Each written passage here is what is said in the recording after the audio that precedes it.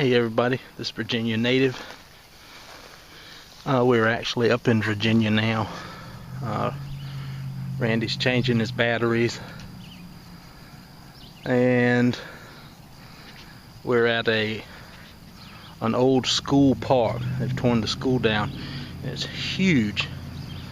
Big old trees over there, a walking trail through the distance, and all of this, including I don't know how well I can see the sun, but there's an old water tower right there. And I dug 2 wheat pennies, a couple clad quarters, and I just found this. So, whoops, I'll be in my shadow. So, let's see. It's mercury. I don't know how well that's picking it up. It certainly is bright out here. Anyway, let me check and see what the date is. Alright, here's the dime that I just found while Randy was changing the batteries in his detector. It's 1943 mercury with no mint mark.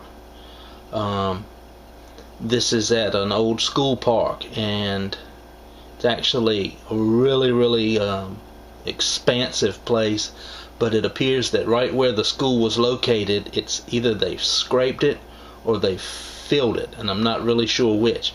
There's a lot of red clay, and the signals are very few and far between right where the school was. So something happened. But anyway, I also dug while I was there. This is really cool. It's a Cub Scout ring. It rang up like a quarter, and it was down maybe 4 or 5 inches. But you can see it says Cubs, and then it's BSA for Boy Scouts of America. And I don't know if we can see, but stamped inside is sterling, and it's a size 6. So that was a really neat find. I enjoyed finding that. That gave me 2 silvers at that old school park. And I dug, I'm sure some of you find them quite often. I know Nugget Noggin does. This is an old Model T hubcap. And when I dug it and I saw the face of it, I had an idea that that's what it was. So I wiped it clean, and lo and behold, Ford, that is my last name. So it's always neat. Ford, made in the USA. But it was neat, and I called my wife and I told her, I said, I found something you're going to be proud of.